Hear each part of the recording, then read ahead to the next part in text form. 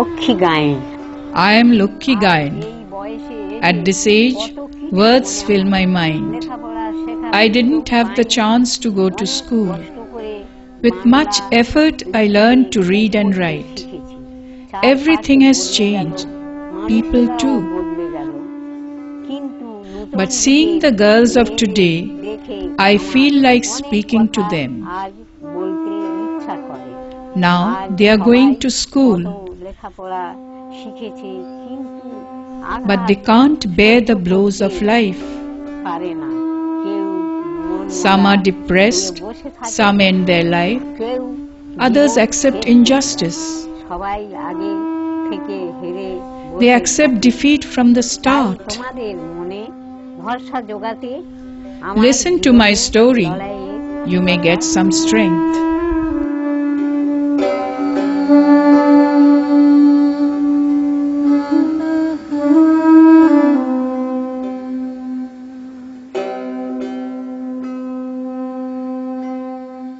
সাত বছর বয়সে আমার বিয়ে হয়েছিল, এখন আমার বয়স হচ্ছে ৭৮ বছর। এই থেকে এই পর্যন্ত আমি পুকুরে চান করতাম, কোনোদিন আমার এরকম হয়নি। হঠাৎ আজকে শরীরটা কি হলো, খুঁটিটা হাত থেকে পড়ে গেল, ছেলেরা জানতে পারলে আর আমাকে কোনোদিন পুকুর ঘাটে যেতে দেবে না।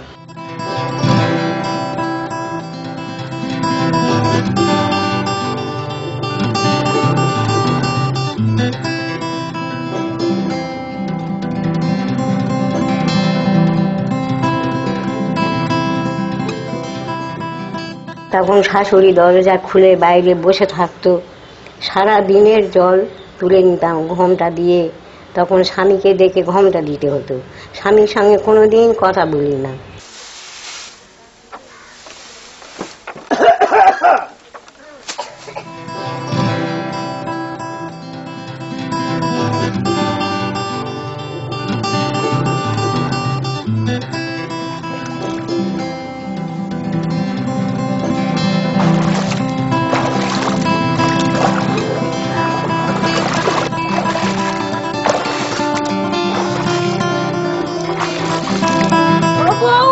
অবেলায় কোথায় গেলে?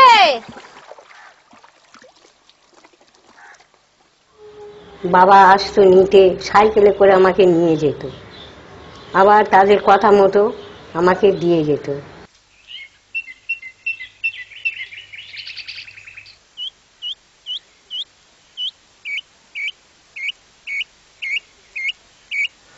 এবার গিয়ে অনেক দিন থাকবো, তালডাঙ্গার মেলা দেখে ফিরবো। তোর যতদিন খুশি থাকবি মা। এই যা, কি একটা গন্ডগোল হলো। নাম নাম নাম দেখ না, ওঠ।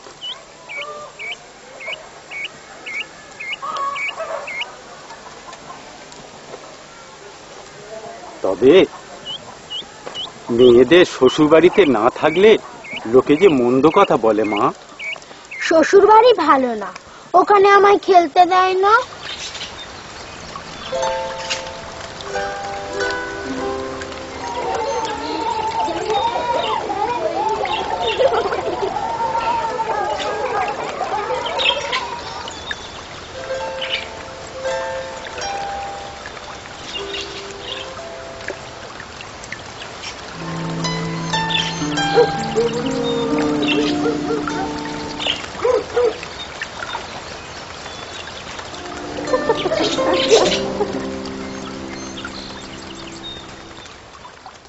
কিরে বউ, কখন এলি? বাহ, বউটা তো বেশ ডাকুর হয়েছে।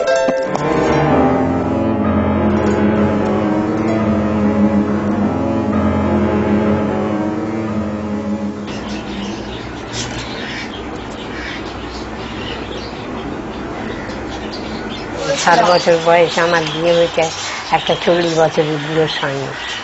তখন কি কোনো নিয়ম ছিল? তারপরে যখন দেখলাম স্বামী তো কোনোদিন স্বামীর ভালোবাসা পায়নি, একে একে বলি দেখি বুড়ো একটা বাচ্চা কাচ্চা হলে তখন কি আর পরিবর্তন হবে না? তখন একটা একটা করে দুটো বাচ্চা হলো, দেখি না কিছু হলো না, সেই একই রকম রয়েছে। তারপরে এবারে স্বামীকে ত্যাগ করলাম, করে কত বদনাম দুর্নাম নিয়ে এখানে পড়ে রইলাম। প্রথম থেকে যখন ছেলে মানুষ ছিলাম কোনোদিন দেখতাম না, একদিন যদি মাথাটা চুল টাঙালাতাম কত কথা বলতো, বাহ পুরনো মন্দিরে চুনকাম করছে। তাই থেকে আমার এমন হয়ে গেল, সমস্ত সব আমি ত্যাগ করে দিলাম। আমার কোনো আশা নেই, আকাঙ্ক্ষা নেই, কিচ্ছু নেই, শুধু দুটো বাচ্চা। ওই দুটো বাচ্চাকে আমি কিঞ্চিৎ মানুষ করে দিই, যেন ওদের জীবনটা ওরা রক্ষা করতে পারে।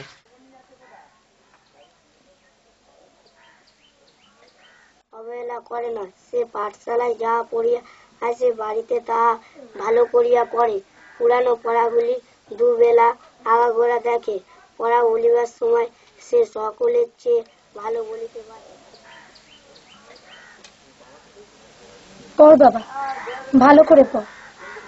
ওই বইয়ের পাতায় অনেক কিছু আছে, আমি যা পারিনি তোদেরকে তা পারতেই হবে।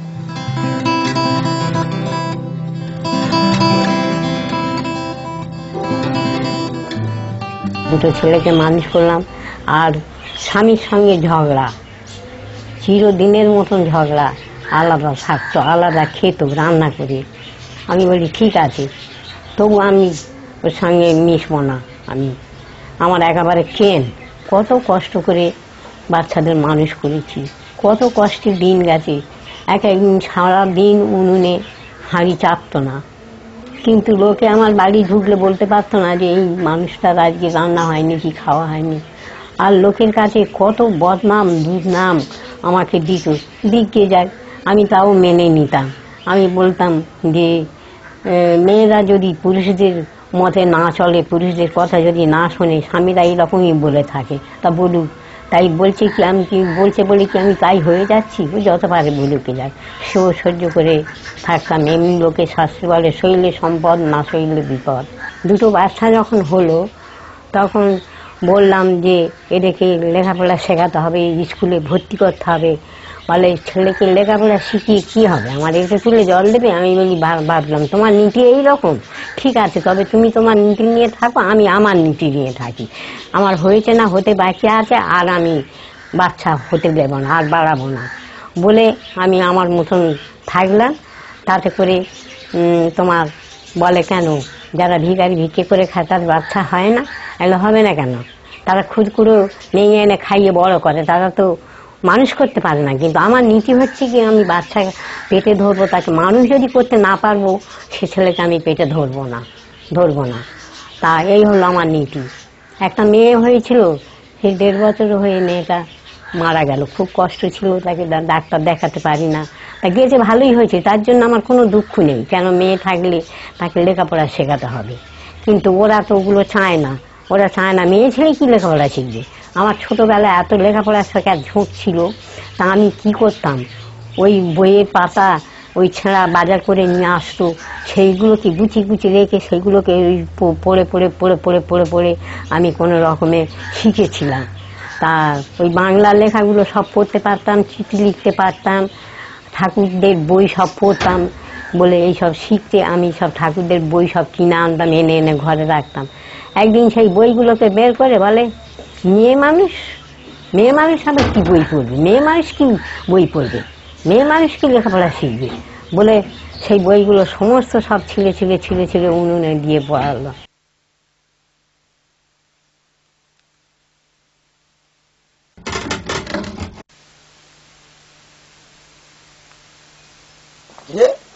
পেট কাপড়ে কি করবি রে?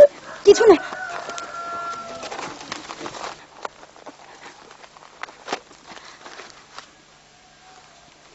নেকা পড়া? মেয়ে মানুষের আবার নেকা পড়া হচ্ছে?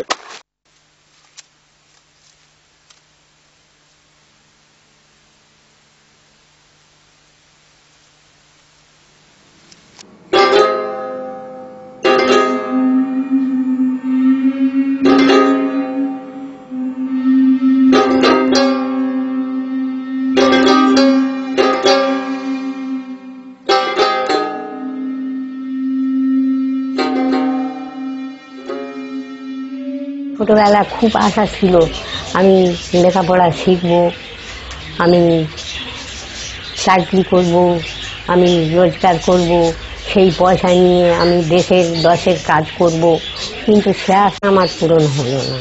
এখনকারের যুগে যদি হতো, এই রকম যুগে যদি হতো, আমি বিয়েই করতাম না, আমাকে বিয়েই কেউ দিতে পারতো না। কিন্তু তখন 7 বছর বয়সে আমার তখন কি জ্ঞান আছে? বিয়ে দিয়েছে, বিয়ে করেছি।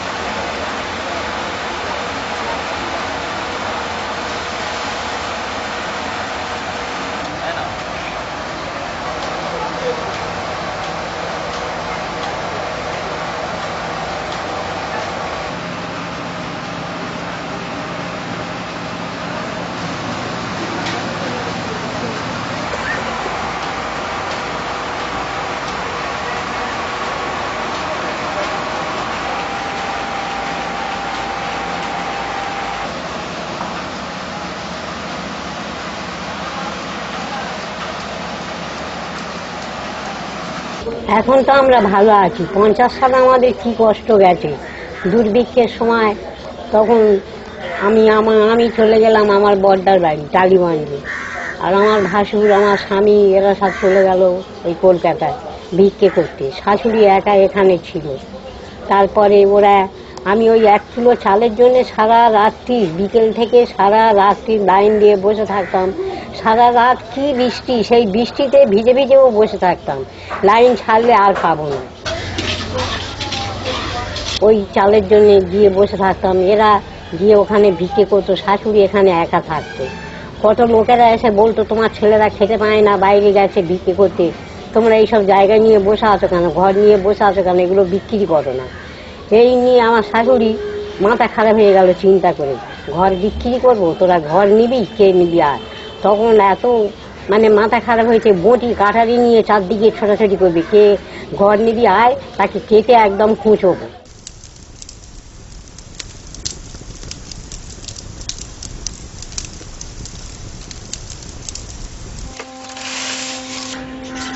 ঝাঁটা কাটি তোলা, ঝাঁটা বাঁধা, এইসব কাজ আমি সব করি। খড় দিয়ে হাঁড়ি বসানো, আলতা তৈরি করা, এগুলো সব আমি করি।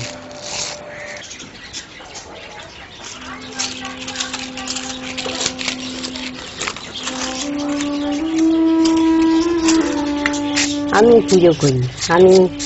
লোকে বলে বামুন দিয়ে পুজো করবে, আমরা মন্তর জানি না। মন্তর মানে কি? মন্তর মানে তোর মন দিয়ে তুই পুজো কর, এর নাম হলো মন্তর। আবার জায়গা জানিছি, তাই আমরা বামুন দিয়ে আমি কোনো দিন পুজো করি না।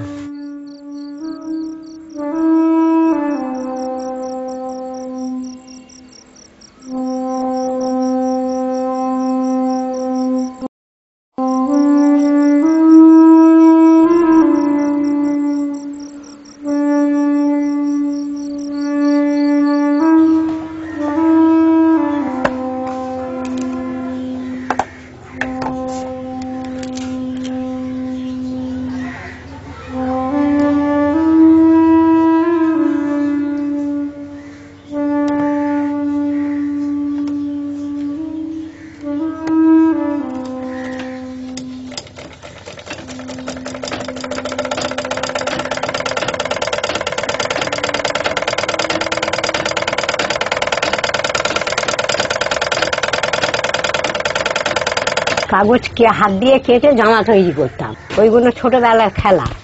তারপরে ওই দেখে আবার ওই নিজের মন থেকে ওই কাপড় কেটে বাচ্চাদের জামা করতাম। যখন আমার প্রথম ওই ছেলেটা হলো, ও হতে ওই আঁচড়ে বসে বসে জামা করতাম, হাতে সেলাই করতাম। এখন করে করে এখন এমন হয়েছে সব কিছু করি, শুধু ব্লাউজটা করতে পারি না, ওই কাটতে পারি না। এখন বেটা ছেলেরা যেরকম সব ঢোলা ঢোলা শার্ট পরে, ওগুলো করতে পারি। আর নিজে যে ব্লাউজটা পরি সেইটা প্লেন, ওইটা আমি নিজে করে পরি। ওটা প্লেন কাটতো, ওইটা আমি করি। তাছাড়া করতে আবার আন্ডার প্যান্ট, পায়জামা, এগুলো সব বাচ্চাদের সব ফ্রক, তারপরে নাইটি, চুড়িদার, সব ওগুলো আমি করি। একে একে ছেলেরা যখন ক্লাস 1, 2-এতে পড়তো তখন এসে বলতো আমাদের অনন্তদা তিনি স্কুলের বাস চালাতো, মা আমাদের খুব ভালোবাসে, তিনি আমাদের খুব ভালোবাসে, একদিন আমাদের বাড়িতে নিয়ে আসবো। তো আমি বলি আনবি। একদিন সঙ্গে করে নিয়ে এসেছে, আসছে। লোকটা খুবই ভালো আর পর উপকারী। তার সঙ্গে আমি কথা বলেও শান্তি পাই। অথচ বললাম আমার দুঃখের কথা বলতে, আমাকে বললো আচ্ছা ঠিক আছে, আমি তোমার বাচ্চার পেছনে রইলাম, আমি যা করলে হয় করব। অনন্তদা এসেছে।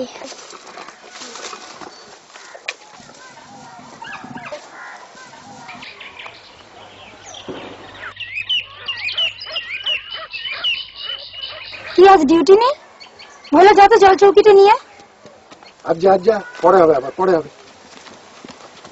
হ্যাঁ, শরীরটা ম্যাচ ম্যাচ করছে, তাই ডিউটিতে যায়নি।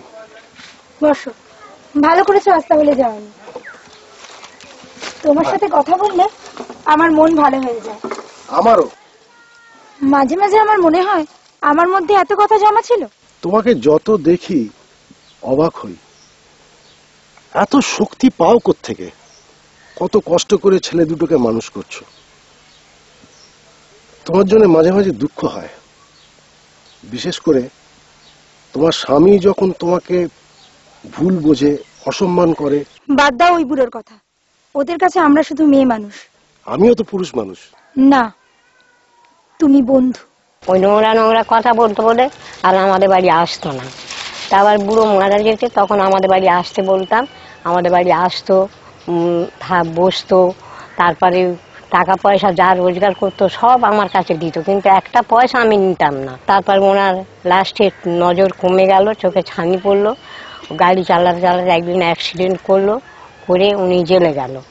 জেলে যেতে আমি সেখানে যেতাম, গিয়ে আমি কত সান্ত্বনা দিতাম, কথা বলতাম।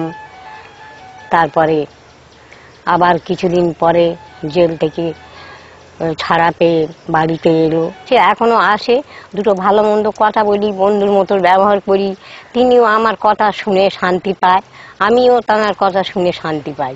ওই লোকেদের কাছে আমার নিয়ে কত, ওই অনন্তদার সঙ্গে কথা বলতাম, বাড়িতে আসতো, গল্প করতাম, ভালো মন্দ দুঃখের সুখের কথা বলতাম, তাতে করে তার খুব হিংসা হতো আর লোকের কাছে আমার দুর্নাম দিত।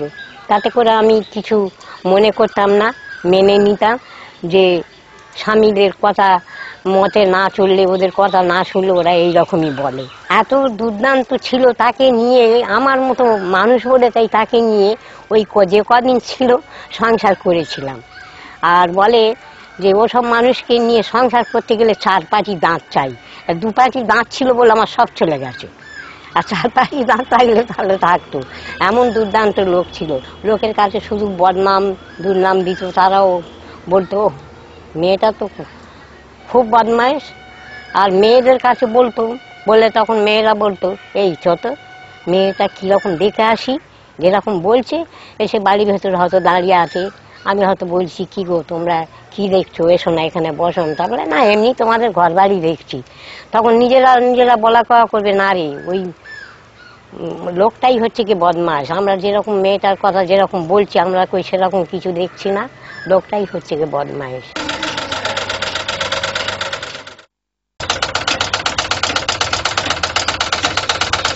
অনেকে আমাকে বলতো যে হয়তো মেয়েদের হয়তো একটু ভিখারিদের দান ধ্যান করলে বলে তুমি রে রানী ভাগ্যমণি হয়ে থাকো। আমি বলি দেখো ও কথা কোনো দিন বলবে না, ও কথা কোনো দিন বলবে না, যাতে তাড়াতাড়ি আমার হাতে চুরি শাঁখা নেমে যায় সেইটাই আমাকে বলো, সেই আশীর্বাদই করো।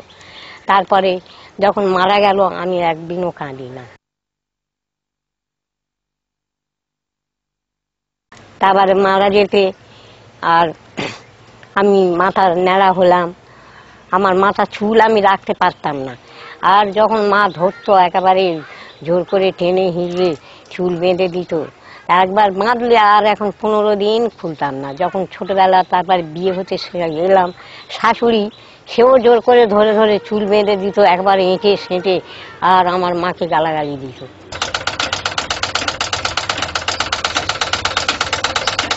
আমি সংসারে কাজ করতাম বটে, কিন্তু আমার মন সবসময় বাইরে থাকতো। তার মধ্যে সংসারে কাজ করে সংসার কাজ বজায় রেখে আমি বাইরে চলে যেতাম। অনেক গরিব দুঃখী মেয়েরা তাদের সব সন্তান হলে তারা খেতে দিতে পারবে না, তাদেরকে সুযোগ দিতাম, পরামর্শ দিতাম। আমি এখন সরকার অনেক কিছু করেছে, অনেক কিছু ব্যবস্থা করেছে, তোমরা সেই ব্যবস্থা নাও। তাদেরকে সঙ্গে করে নিয়ে নিজের গাঁটে পয়সা খরচ করে কলকাতায় চিত্তরঞ্জন সেবা সদনে নিয়ে যেতাম, নিয়ে তাদের পরিবার পরিকল্পনা করে নিয়ে আসতাম। আবার সেই দিদিরা আবার আমাকে বলতো, এদের করার তো তুমি করবে না, তুমি করেছো? আমি বলি আমি করেছি, সরকার তখন এই ব্যবস্থা করে না, তার আগে থেকে আমি করে বসে আছি পরিবার পরিকল্পনা। এখন বুড়ো হয়ে গেছি, এখন বইয়েদের অসুখ বিসুখ করলে তাদের নিয়ে হয়তো শিশু মঙ্গলে নিয়ে যাচ্ছি তাদের। তারপরে তার সেখানে লোকেরা সব বলে, কার জন্য এসেছো? তোমার জন্য? আমি বলি না না, আমার কোনোদিন কিচ্ছু হয় না, ওই বউকে নিয়ে এসেছি বা আর অন্য কাউকে হয়তো নিয়ে গেছি, এইরকম বলি। ছেলেরা বড় হয়েছে, তারা বলে খেয়ে দিয়ে কাজ নেই, ওই সমস্ত ঘরে খেয়ে বিলের মুছ থাকবে। আমি তোরা চুপ কর, বকিস নি তো, আমার টাকা নেই পয়সা নেই যে আমি গরিবদের দিয়ে সাহায্য করবো। আমার এই গতর আছে, কর্ম আছে, কর্তব্য আছে, আমি এই দিয়ে 5 জনের সাহায্য করি। আর আমার কি আছে, যেটুকুনি আছে এই দিয়ে আমি সাহায্য করি গরিব।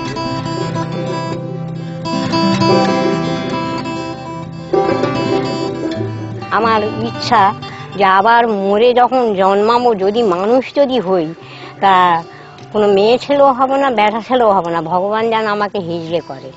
কেন, সংসারের অনেক জ্বালা, কিন্তু তাদের সংসারের কোনো জ্বালা নেই হিজড়ে, তারা নিজের স্বাধীনে থাকে, সেইটাই আমার খুব ভালো লাগে। অনেক মেয়েরা স্কুল কলেজে যায়, তাদেরকে বলি তোরা ভালো করে পড়াশোনা করে নিজের স্বাধীনে থাকবি, তোরা জীবনে বিয়ে করিস না। আমি এরকম কষ্ট পেয়েছি বলে ওই রকম সবাইকে আমি বলি যে তোরা জীবনে বিয়ে করিস না, লেখাপড়া শিখে নিজের স্বাধীনে থাকবি, রোজগার করবি, যা খুশি তাই করবি, যেখানে খুশি সেখানে যাবি, এইরকম তাদের উপদেশ দিতাম। আমার মনের দুঃখটা নিয়ে যে এর যে এই সংসার করা, বিয়ে করা যে কি জ্বালা, তার কোনো ঠিক নেই। আমার এই একটা দোষ আছে, আমি জীবনে কারোর কথা শুনি না, আমি নিজের মতে চলি। আমি যেটা করব বলি সেইটাই ঠিক আমি করব।